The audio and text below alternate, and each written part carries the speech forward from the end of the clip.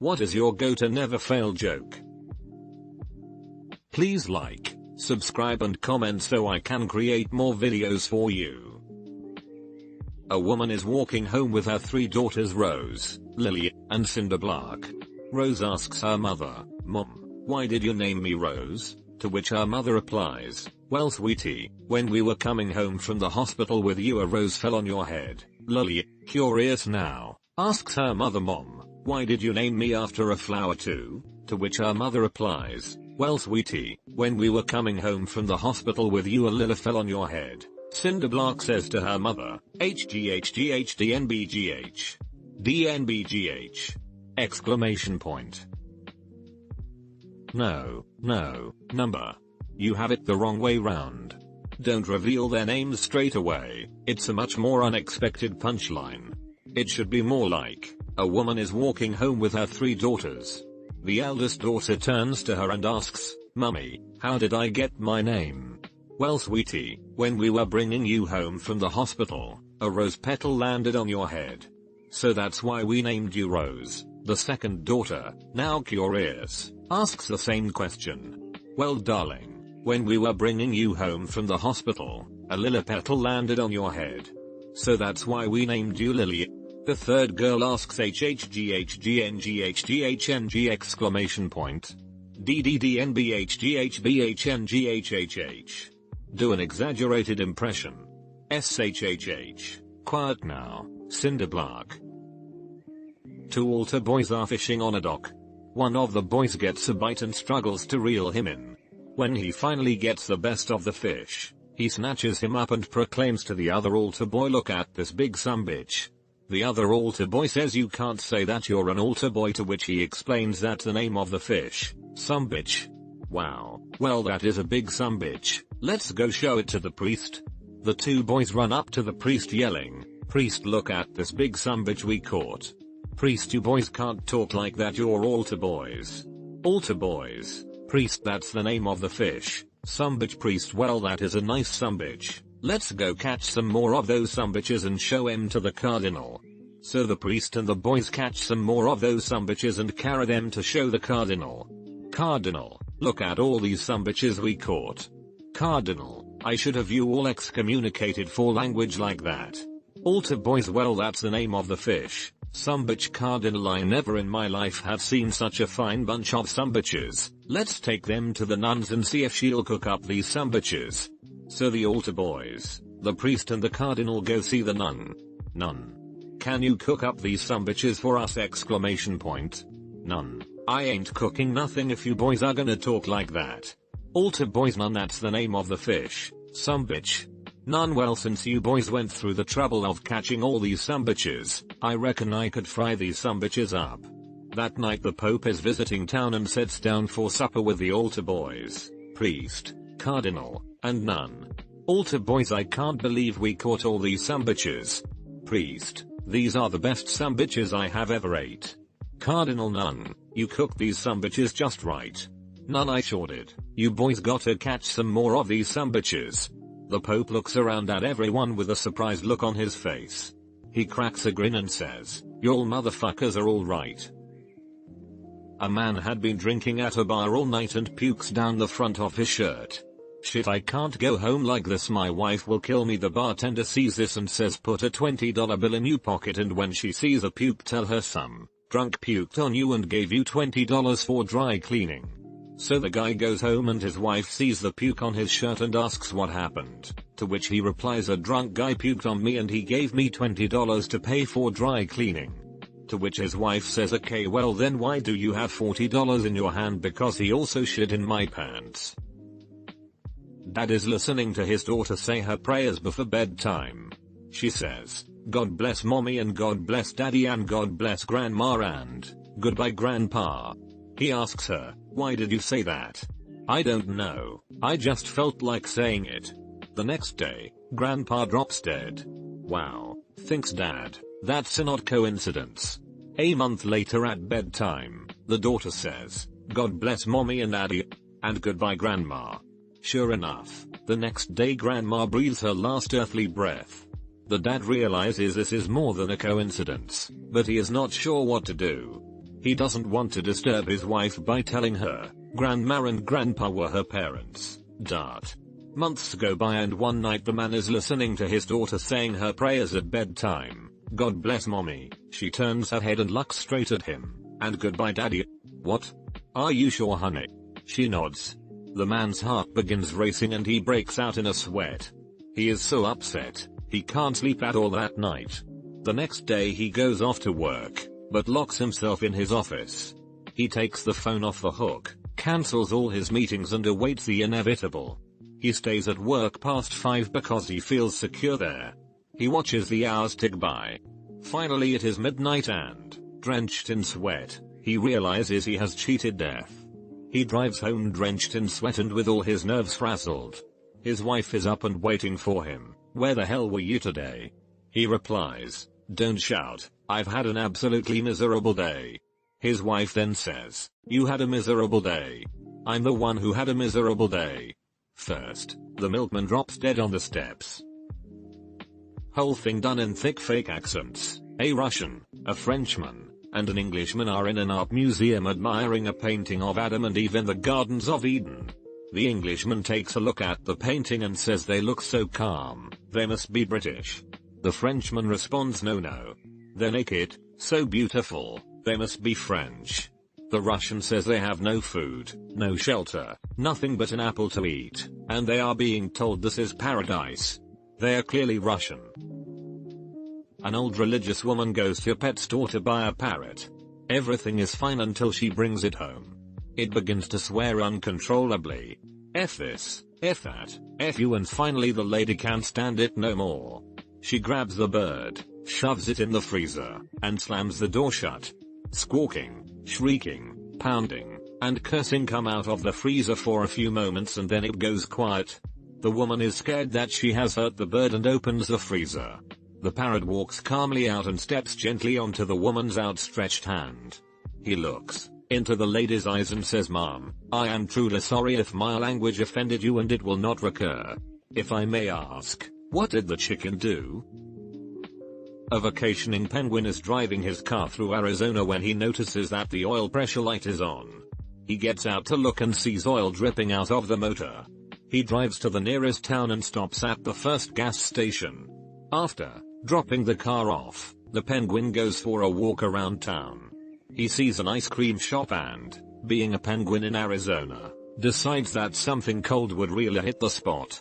He gets a big dish of ice cream and sits down to eat. Having no hands, he makes a real mess trying to eat with his flippers. After finishing his ice cream, he goes back to the gas station and asks the mechanic if he's found the problem. The mechanic looks up and says it looks like you blew a seal. No, the penguin replies, it's just ice cream. The first sentence of this is probably the best thing in this thread. A vacationing penguin is driving through Arizona when he realizes the oil pressure light is on. That's beautiful. A man walks into a bar. He goes up to the bartender and asks him if he likes to gamble. The bartender says, sure, I'll take a bet. What's your action? The man offers a $50 bet that he can bite his own eyeball. The bartender, thinking it's easy money, accepts his bet, and is shocked when the man removes his glass eye and bites down on it. Laughing, the man sees that the bartender is upset about losing his money, so he offers him a chance to win it back.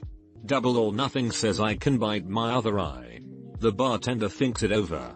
He knows he was just tricked out of $50, but he also knows that this man can't possibly have two glass eyes, so he pulls another $50 from the register and accepts the man's bet.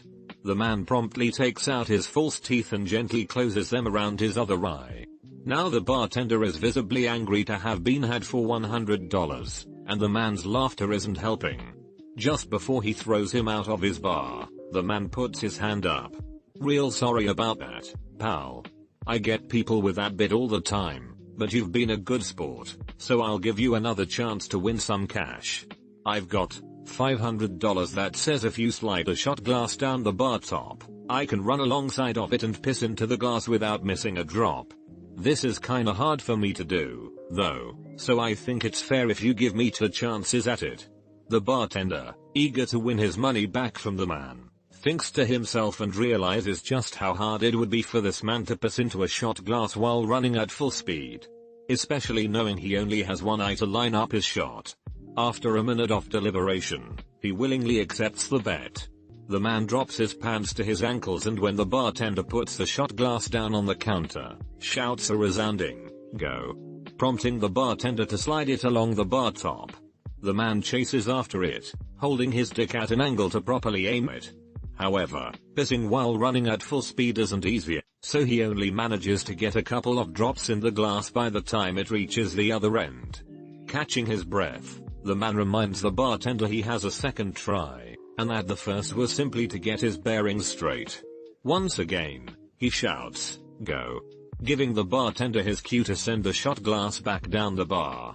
Once again, the man chases wildly after it, spraying piss all over the bar top, stools, floor, and even hitting some of the bottles of liquor behind the bar.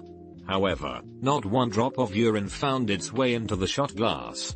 Head hanging low, he hands the bartender $500, to which the bartender gleefully accepted, jumping up and down in joy and cheering in victory at the cash he had just made. All of a sudden, a man in the back of the bar slams his fist hard against his table and screams "fuck" at the top of his lungs.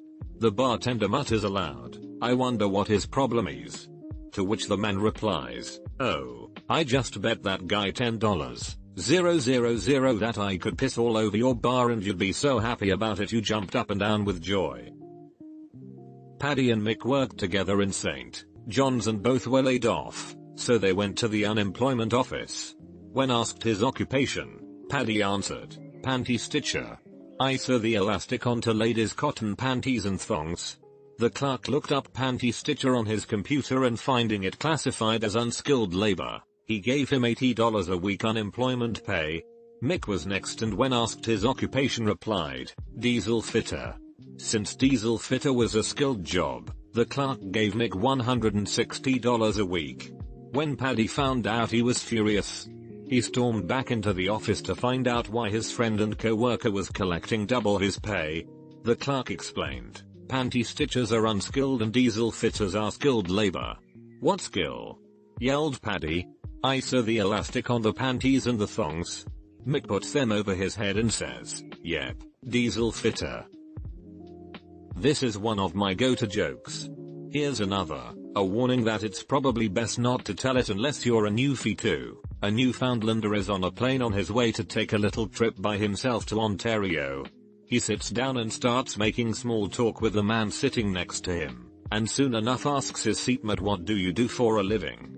His seatmate says, "I'm a psychoanalyst." The newfie asks, "What's that?" And his new friend replies, "It's kind of hard to explain. Let me give you an example. Do you have a fish tank at home?" "Sure do," says the newfie. "And I bet 'cause you like fish you must like boating." The newfie nods his head yes. "Well, if you like boating I dare say you like swimming." "I do indeed," says the newfie. "Well then," says his friend, "I suppose you like going to the beach to do that."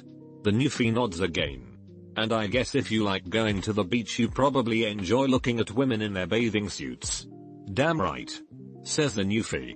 "Well there you go," says his seatmate. "Using just a tiny bit of information I've learned so much about you."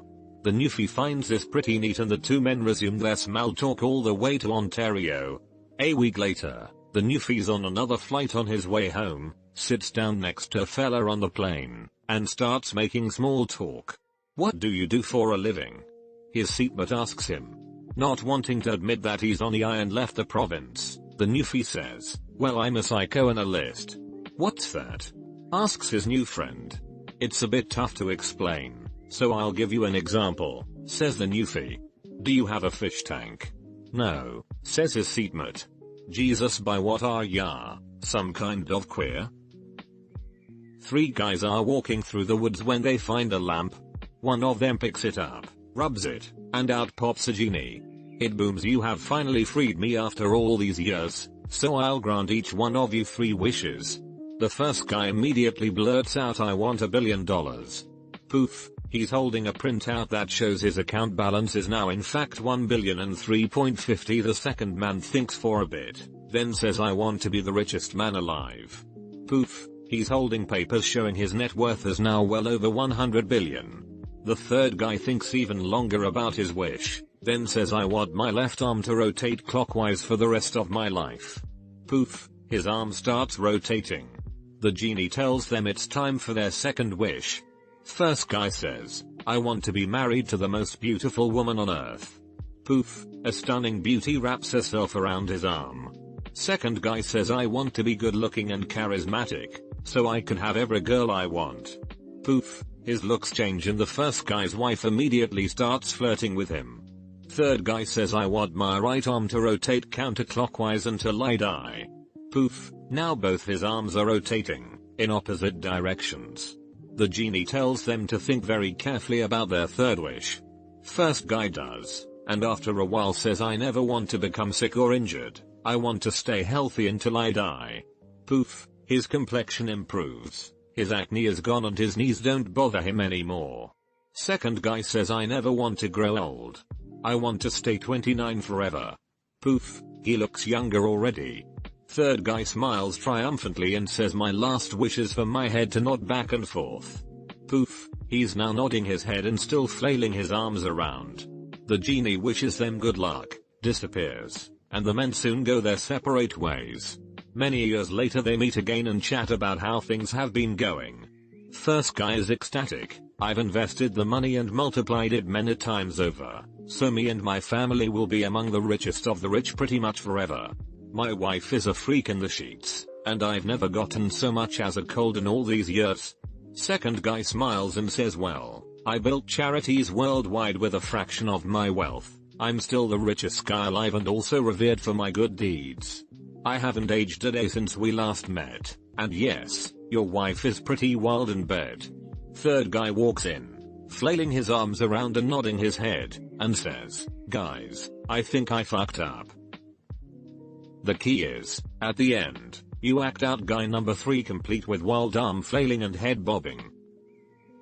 A man and his wife are running out of money. Now out of options, the wife decides to take up prostitution to get some money. The husband takes her to the corner of the street, and later comes back that night, picking up his wife. He turns to her and asks how much did you make? She replies $200.05. The husband double takes and says who's the asshole who paid you 5 cents? And the wife says all of them. A husband comes home and finds a wife furiously packing a suitcase. He asks what she's doing and she replies I'm leaving you. I hear you can get paid $250 for a blowjob in Vegas. The man starts packing his bags and the wife asks what are you doing? I'm coming to Vegas too. What the hell for? I want to see how you can live on $500 a year. A man decides to quit his job and run away to join a pirate crew. After spending a few hours at the dock, he sees a man who has a peg leg, a hook hand, and an eye patch. The man is obviously a pirate captain. The man promptly joins the captain's crew and they ship out to sea that very day. Later that night, the man walks up to the captain and says I'm sorry, but I just can't hold back anymore.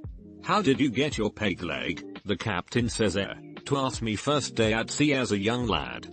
A great big swell came from the sea and knocked me overboard. Before me crew could pull me out, a giant one-eyed fish swam up and bit off me leg. The man goes that sounds terrible. What happened to your hand? The captain says to ask me second day at sea. Another great big swell came from the sea and knocked me overboard. Before me crew could pull me up, the giant one-eyed fish swam up and bit off my hand. The man tells the captain it sounds like the fish has it out for him, and asks what happens to his eye. The captain says to ask me third day at sea. I was looking up at the sky when a bird came and shat in me eye. The man says and that's how you lost your eye? The captain responds no, but to ask me first day with the hook. A crusty, old pirate walks into a bar and orders a drink. The bartender notices a giant ship's wheel protruding from his belt buckle.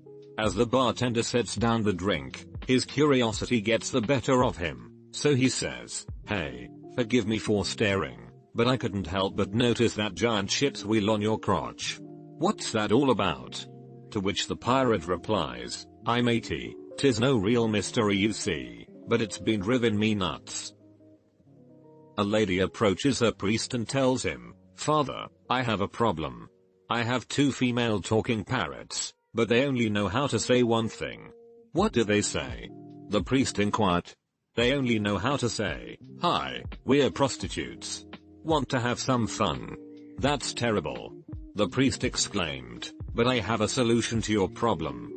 Bring your two female parrots over to my house and I will put them with my two male talking parrots whom I taught to pray and read the Bible. My parrots will teach your parrots to stop saying that terrible phrase and your female parrots will learn to praise and worship." "Thank you," the woman responded. The next day the woman brings her female parrots to the priest's house. His two male parrots are holding rosary beads and praying in their cage. The lady puts her two female parrots in with the male parrots and the female parrots say, "Hi, we're prostitutes. Want to have some fun?" One male parrot looks over at the other male parrot and exclaims, "Put the beads away. Our prayers have been answered." I've heard it differently, where at the end the female birds say, "Hello Father Michael." A man went to Spain on his vacation. He stopped by a restaurant and saw an interesting dish. He asked the waiter about it, who said, "Son Los Cojones del Toro, the bulls of the bull, sir. We serve it once a day after the bullfights." The man places an order for the next day, and leaves. When he comes back the next day and gets his dish, he looks at it for a minute and notices something is wrong. He calls the waiter over and says, "Excuse me, but why are these so much smaller than those from yesterday?" The waiter pauses, looks around, and replies, "I'm so sorry sir, but sometimes the bull does win." Edit, I can't Spanish. Thanks Ilicatuna Miguel 02 Great joke, but I heard a funnier version of this joke in which the customer actually eats the balls, and when the waiter comes to ask how he liked the dish, the customer says, "Not bad, but not as tender as the big ones you served yesterday," and the waiter says, "Well senor, sometimes the bull wins." A D officer stopped at a ranch and told the rancher, "I need to inspect your ranch for illegally grown drugs." The rancher said, "Okay, but don't go in that field over there." As he pointed out the location, the D officer verbally exploded saying, "Mister, I have the authority of the federal government with me." Reaching into his rear pants pocket, he removed his badge and proudly displayed it to the rancher. "See this badge? This badge means I am allowed to go wherever I wish, on any land. No questions asked. Do you understand?" Exclamation point. The rancher nodded politely, apologized, and went about his chores. A short time later, the old rancher heard loud screams, looked up, and saw the D officer running for his life, being chased by the rancher's big bull. With every step the bull was gaining ground on the officer, and it seemed likely that he'd sure enough get gored before he reached safety. The officer was clearly terrified. The rancher threw down his tools, ran to the fence and yelled at the top of his lungs, "Your badge, show him your badge." I collect vegetation data for grazing sustainability. One day I was out collecting data with my boss and the rancher stopped by to say, "Be careful in that field, the bull is in there." My boss is not worried about it, so we continue collecting data. I grew up on a small dairy beef ranch and don't play that game. I bucked up and pretended it was all cool. We accidentally spooked the bull and it started pawing at the ground and I freaked. I ran to the nearest fence as fast as my pudgy short legs could carry me and leapt over the fence. All the while my boss is still standing on the other side of the field, just calm as can be. The bull lay back down after a few minutes, and I walked back to my boss the long way round. So embarrassing. A long one, but a classic. A businessman is getting ready to go on a long business trip. He knows his wife is always horny, so he decides to get her something to keep her occupied while he was gone, because he didn't much like the idea of her screwing someone else. So he went to a store that sold sex toys and started looking around. He thought about a life-sized sex doll, but that was too close to another man for him. He was browsing through the dildos, looking for something special to please his wife, and started talking to the old man behind the counter. He explained his situation to the old man. "Well, I don't really know of anything that will do the trick. We have vibrating dildos, special attachments, and so on, but I don't know of anything that will keep her occupied for weeks. "Except they," said the old man, and then he stopped. "Except what?" asked the businessman. Nothing, said the old man. "See Monday, tell me." "I need something," protested the businessman. "Well, sir, I don't usually mention this, but there is the voodoo dildo," the old man said. "The voodoo dildo?" the businessman asked. The old man reached under the counter and pulled out an old wooden box carved with strange symbols. He opened it, and there lay a very ordinary looking dildo. The businessman laughed and said, "Big fucking deal. It looks like every other dildo in this shop," the old man said, "but you haven't seen what it'll do yet." He pointed to a door and said, "Voodoo dildo." The door. The voodoo dildo rose out of its box, darted over to the door, and started screwing the keyhole. The whole door shook with the vibrations, and a crack developed down the middle. Before the door could split, the old man said, "Voodoo dildo, box." The voodoo dildo stopped, floated back to the box and lay there, motionless. The businessman said, "I'll take it." The guy took it home to his wife, told her it was a special dildo and that to use it, all she had to do was say, "Voodoo dildo, my pussy." He left for his trip satisfied things would be fine while he was gone. After he'd been gone a few days, the wife was unbearably horny. She thought of several people who would willingly satisfy her, but then she remembered the voodoo dildo. She lay down, placed the box between her legs, and said, "Voodoo dildo, my pussy." The voodoo dildo shot to her crotch and started pumping. It was great, like nothing she'd ever experienced before. After 3 orgasms, she decided she'd had enough, and tried to pull it out, but it was stuck in her, still thrusting. She tried and tried to get it out, but nothing worked. Her husband had forgot to tell her how to shut it off. So she decided to go to the hospital to see if they could help. She put her clothes on, got in the car and started to drive to the hospital, quivering with every thrust of the dildo. On the way, another orgasm nearly made her swerve off the road, and she was pulled over by a policeman. He asked for her license, and then asked how much she'd had to drink. Gasping and twitching, she explained that she hadn't been drinking, but that a voodoo dildo was stuck in her pussy, and wouldn't stop screwing her. The officer looked at her for a second, and then said, "Yeah, right. Voodoo dildo, my ass." Jack and Vera go to Blackpool every 10 years to celebrate their anniversary. On their first 10-year anniversary, Jack urges Vera to come on the air tour with him. She declines and tells him, "No Jack, it's too expensive and £50 is £50. Jack reluctantly agrees and they enjoy the rest of their holiday. 10 years pass and Jack and Vera return to Blackpool once again. And once again Jack asks Vera to come on the aerial tour and once again she declines, saying, "No Jack, it's too expensive and £50 is £50 and they go on their way. Another 10 years pass and once again Jack asks and Vera declines.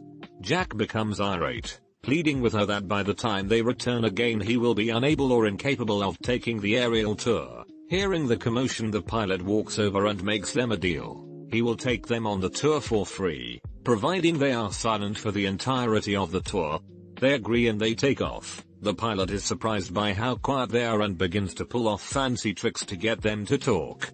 He eventually lands and turns around and says to them, "I am impressed. I didn't hear peep out of either of you," to which Jack replies, "To be honest, I nearly said something when Vera fell out the plane, but £50 is £50.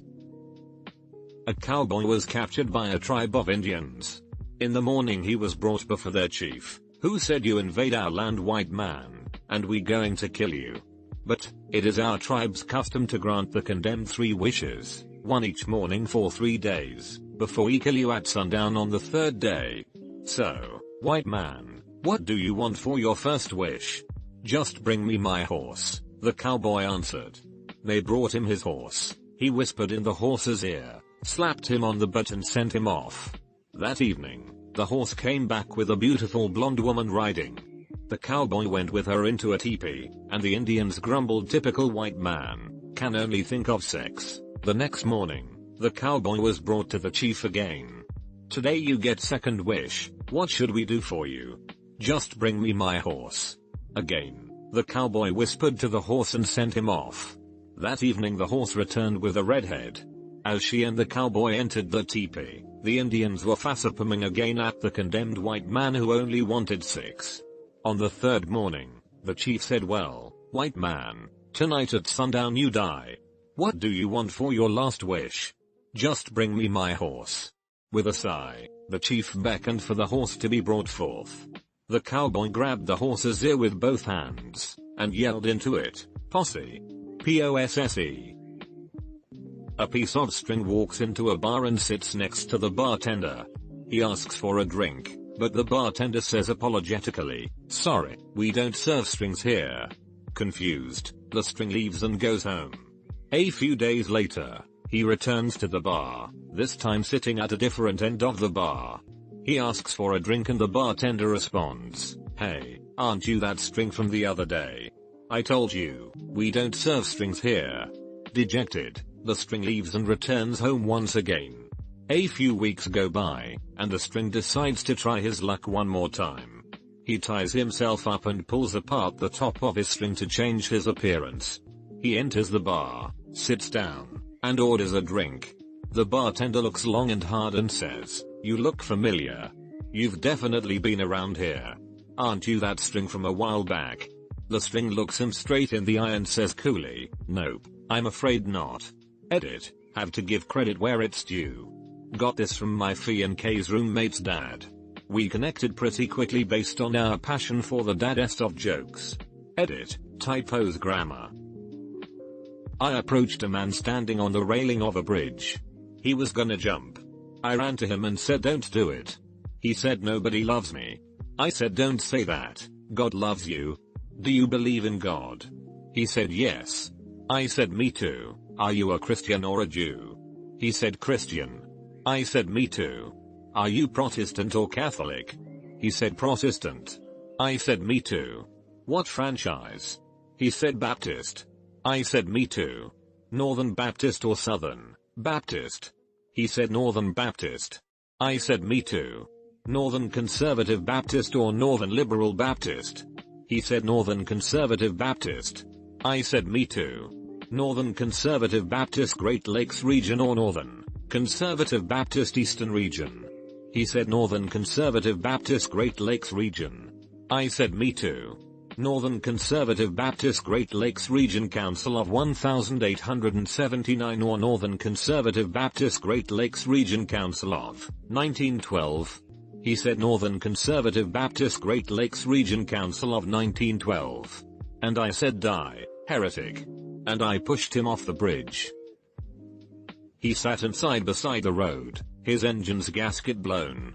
His car was old and cold and towed. The man was left alone. "I need to find a place to stay until it's fixed," he spoke, but as he rose to walk away arrived a band of folk. They said, "You're warmly welcome here to while away the night. We're godly monks, and living near, we walk the path of light." With thanks, the man inclined his head, and through the dusky gloom, he followed where the abbot led, who showed him to a room. "Good night and fare thee well to you, sleep tight," the abbot said. "And may your dreams be just and true, inside your humble bed." But when he tried to sleep, he found a noise that started small, the most surprising, splendid sound emerging through the wall. It made him think of siren song, the secret chimes of Mars, the shrouded space where dreams belong, the voice beyond the stars. It made him think of hearts that yearn, the rhymes of wings unfurled, the passing beat of time to turn, the light beneath the world. It made him think of love and peace, the silent bliss behind, the perfect place where problems cease to vex the waking mind. The morning broke. The man awoke. What was it, monks? He cried. Alas, we cannot say, they spoke. You're not a monk, they sighed. But what a sense the sounds evoke. Oh tell me, friends. He cried. Alas, we cannot say, they spoke. You're not a monk, they sighed. I have to know. The man explained, and so, without remorse, he joined the house, and prayed and trained, to find the noise's source. He took the test of absent bliss, the woes of anguish drowned, he braved the gulf of faith's abyss, and all to find the sound. He stood before the secret sect, the path of rousing ploys, he stepped the steps of last respect, and all to find the noise. He crossed the gate of constant grief, the voids of now and then. He walked the road of lost belief, to hear it once again.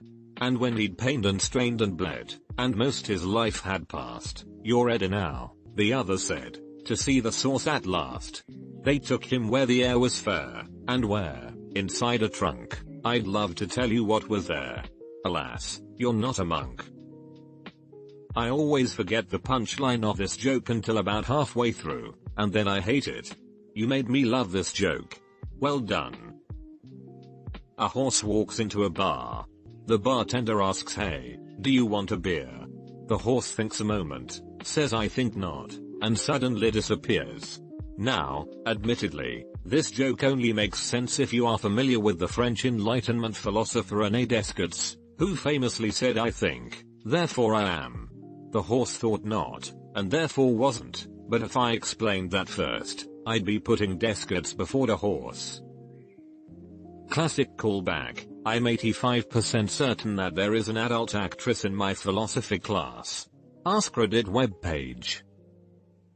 A young kid is walking home from school when a car pulls up alongside him. The driver says, "Get in the car." The kid says, "No way," and keeps walking. The driver says, "Get in the car and I'll give you a candy bar." The kid says, "No way. A candy bar won't do it." The driver says, "Get in the car and I'll give you a candy bar and $20. The kid says, "Look, Dad, you bought the Volvo, you deal with it." A frog goes into a bank and approaches the teller. He can see from her nameplate that her name is Patricia Wack. "Miss Wack, I'd like to get a $30,000 loan to take a vacation." Patty looks at the frog in disbelief and asks his name. The frog says his name is Kermit Jagger, his dad is the famous musician Mick Jagger, and that it's okay, he knows the bank manager. Patty explains that he will need to secure the loan with some collateral. The frog says, "Sure. I have this," and produces a tiny porcelain elephant, about an inch tall, bright pink and perfectly formed. Very confused, Patty explains that she'll have to consult with the bank manager and disappears into a back office. She finds the manager and says, "There's a frog called Kermit Jagger out there who claims to know you and wants to borrow $30,000, and he wants to use this as collateral." She holds up the tiny pink elephant. "I mean, what in the world is this?" The bank manager looks back at her and says, "It's a knick-knack, Patty Wack. Give the frog a loan. His old man's a rolling stone." I know I'm late, but here's mine. A horse is sitting at home, watching MTV. He's watching a heavy metal music video, and the guitarist plays an amazing solo. The horse says, "That looks amazing. I want to do that." The horse goes to the phone book, looks up a music teacher and calls him. "Hi, I'd like to learn to play guitar," says the horse. "Sure," says the man on the phone. "Just come to your lesson and we'll get you started." "There's just one problem," says the horse. "I'm a horse." "Not to worry," the man says. "We have new state-of-the-art technology to teach horses. You'll be playing like a pro in no time." Sure enough, the horse gets really good at the guitar and he can play that amazing solo.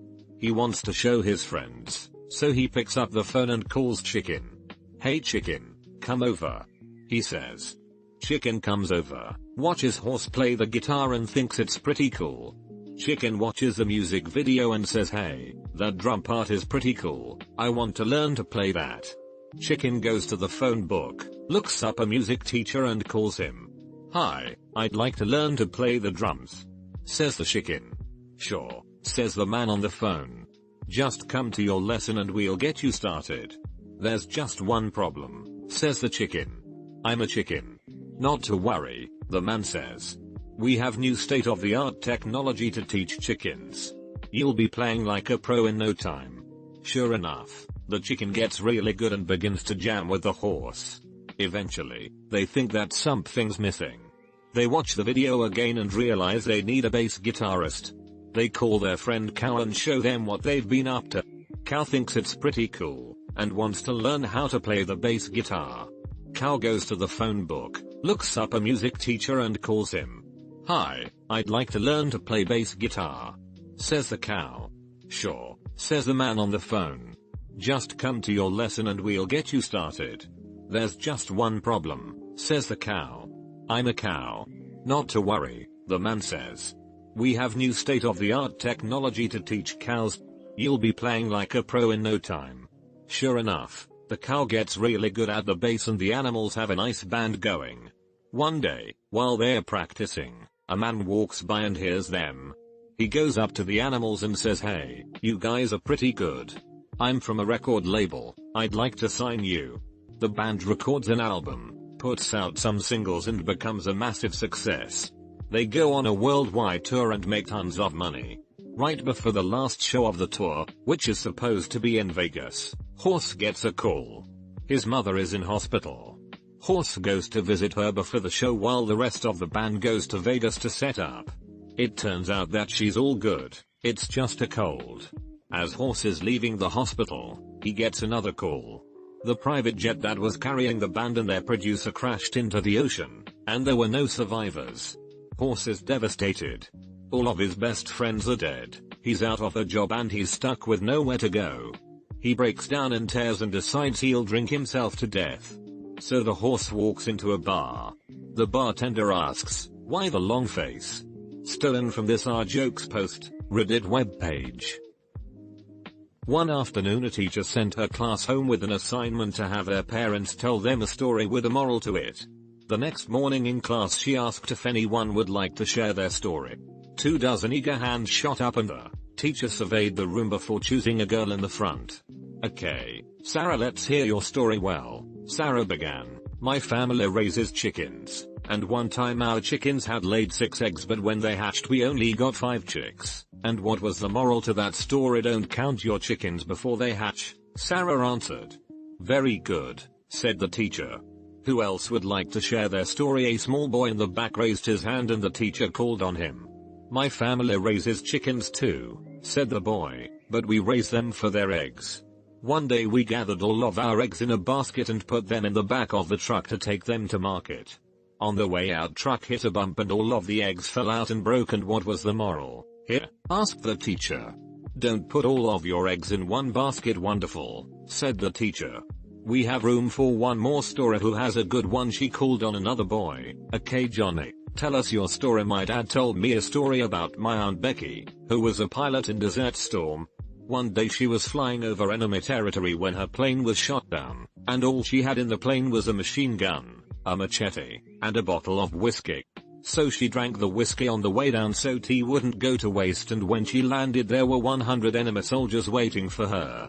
She killed the first 80 with the machine gun before she ran out of ammo. Then she killed 10 with the machete before the blade broke off. Then she killed the last 10 with her bare hands." The teacher was appalled and stammered, "Well, what did your father say was the moral of that story?" "Stay the hell away from my Aunt Becky when she's been drinking." A farmer has a sow that needs breeding. He makes an arrangement with a farmer on the other side of town who has a prize-winning male. On the day of the appointment, the farmer goes out, throws a rope around his sow, drags her out of her pen, and with about all the effort he can muster, heaves her up into the back of his pickup. Across town, he's now standing by a fence with the other farmer while the most god-awful squealing and grunting is going on in the background. "Well, it sounds good, but how am I going to know if she's pregnant?" The other farmer says, "That's easy. Tomorrow morning take a look at your sow. If she's lain in the sun, it took, and if she's wallering in the mud, it didn't. So if it doesn't take, just bring her on back and we'll let old Brutus have another go at her." So the man loads the sow up and heads home. The next morning, he looks out and there is the sow wallering around in the mud. So he finishes getting ready, eats his breakfast and heads out with the rope to load the pig back up into his truck. After dragging the pig out of the mud and up into the truck, not only is he exhausted, but he's filthy as well. Another hour or so of listening to Hot Pig Lovin' and load the girl up and drag her back to his farm. This goes on for a week straight. And every morning, there's his sow, wallering around in the mud. Finally one morning as he's sitting there eating breakfast, he bleakly looks up at his wife and says, "I can't bear to look anymore. Please check and tell me if that damn sow is in the mud or if she's finally up on the hill sunning herself." His wife peers out the window for a bit and looks back at him. Neither. "What's that hog doing then?" His wife replies, "She's up in the cab of the truck honking the horn." A pirate walks into a bar. "This is your garden variety," Stereotypical pirate, with the peg leg, eye patch, parrot on his shoulder, the whole works. The one thing that's off about this particular pirate is that he's got a ship's steering wheel stuffed down the front of his pants. Needless to say, this guy's getting a lot of funner looks as he waddles up to the bartender. "Arg, matey, get me a milk," he growls. The tender responds, "You got it, Mr. Pirate." Say, "Why do you have that wheel in your pants?" The pirate replies, "Arg, I dunno, but it's driving me nuts." A man was driving down the road and he saw a grasshopper on the side of the road, and figured he would say hi. He did so and started to have a conversation with the grasshopper. The talk about the grasshopper's family, home, and recently deceased grandfather. Although this is clearly the start of a new friendship, the man says that he has to leave, and that he will talk to the grasshopper soon. But as he is leaving, he says, "You know there is a drink named after you," and the grasshopper replies, "There is a drink named Frank. Thin." How many elephants can you fit in a Mini Cooper? 4, 2 in the front and 2 in the back. How many giraffes can you fit in a Mini Cooper? None. With all those elephants in there. How do you know if there's an elephant in your refrigerator? There are footprints in the butter. How do you know if there are 2 elephants in your refrigerator? They giggle when the lights go out. How do you know if there are 3 elephants in your refrigerator? You can't quite get the door closed. How do you know if there are 4 elephants in your refrigerator? There's a Mini Cooper parked outside. Duck walks into a bar and says, "You got any guaps?" Bartender says, "Number." The duck thanks him and leaves. Next day the duck comes back and again asks, "You got any guaps?" Bartender answers, "No, we don't have any grapes. This is a bar, we don't serve grapes." Duck thanks him and leaves. Next day the duck comes back and the bartender has had enough and says, "Look here, duck, we don't have any grapes, we will never have grapes. Now if you ask me for grapes again, I'm gonna staple your feet to the floor." The duck thinks for a minute and then asks, "You got any staples?" The bartender says, "Number." The duck then says, "Oh, but you got any guaps?" Edit, I can't spell good.